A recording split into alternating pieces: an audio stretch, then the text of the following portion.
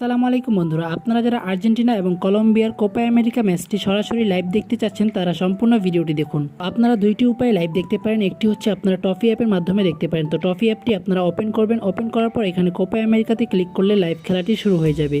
তো আপনার যদি বাংলা লিঙ্ক সিম না থাকে তাহলে অন্য সিম দিয়ে অবশ্যই আপনাকে 20 টাকা দিয়ে খেলাটি কিনে নিতে হবে। তো আপনারা অবশ্যই চেষ্টা করবেন বাংলা লিঙ্ক সিম দিয়ে খেলাটি দেখার জন্য।